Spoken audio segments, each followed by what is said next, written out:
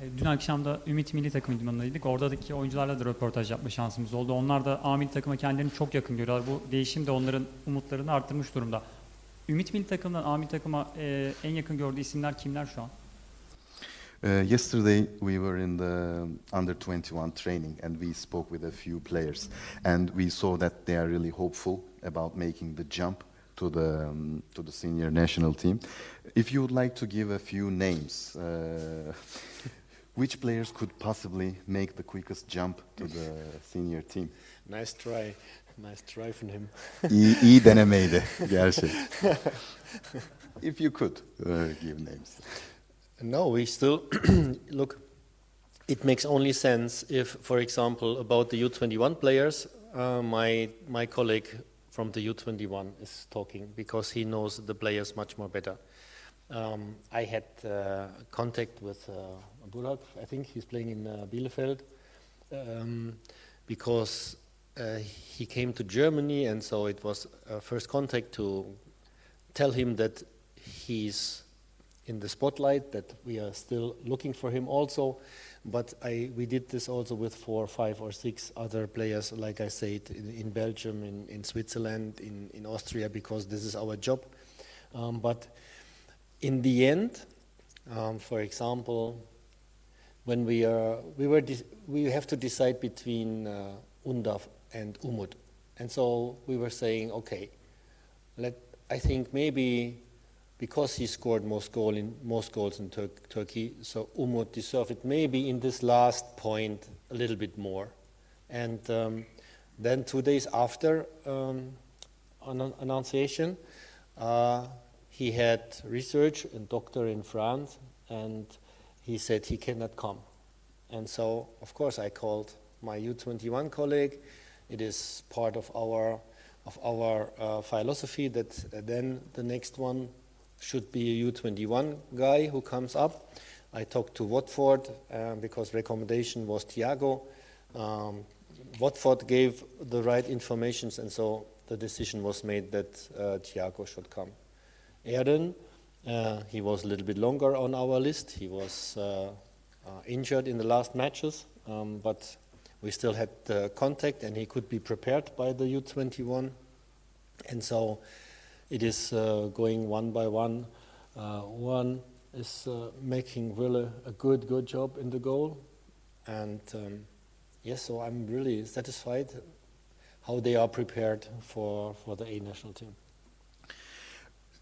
Bahsettiğiniz oyuncular anlamında aslında tabii Ümit Milli Takım hocası olan meslektaşımın konuşması daha doğru olur detaylı olarak.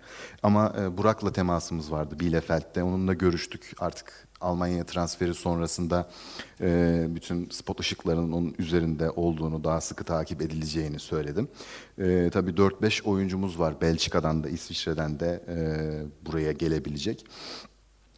Milli takım kadrosu açıklanırken Deniz Undav ve Umut Bozok arasında hangisi arasında seçim yapsak diye düşünürken sonuçta zaten Süper Lig'de de en çok golü o attığı için tercihimizi Umut'tan yana kullanmıştık. Ama daha sonra bize sakat olduğu bilgisi iletilince son anda kadrodan çıkartmak durumunda kaldık ve acaba kimi alabiliriz diye düşündüğümüzde hemen Ümit Milli Takımımıza döndük. Oradaki hocamızla görüşmelerimizi yaptık ve Watford ile de görüştük. O görüşmelerin ardından doğru bilgiler her iki taraftan da gelince Thiago'da karar kıldık. Eren'den bahsedersek çok uzun süredir listemizde olan bir oyuncuydu.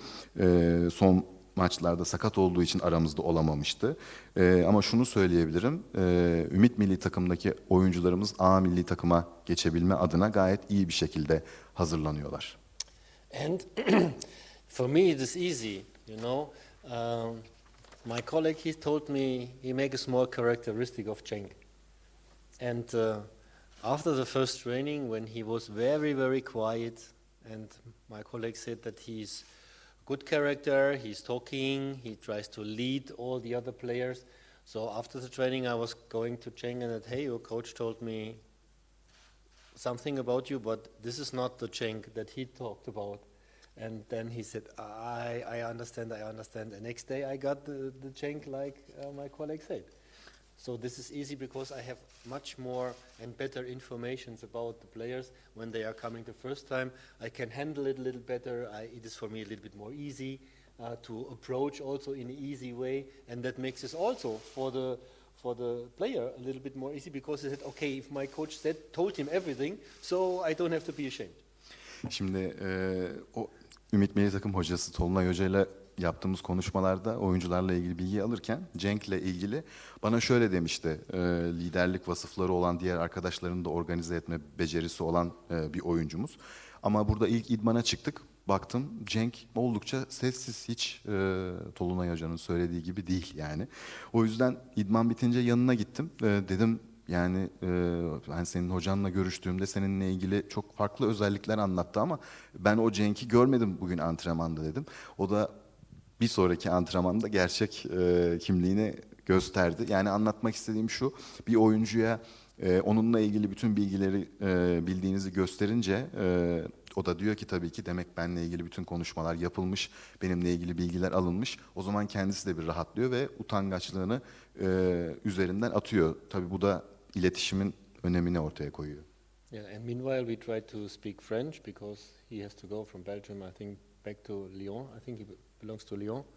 And you know, because I'm living close to the French border, we are trying to speak French some words that I can prepare him to go back to Lyon.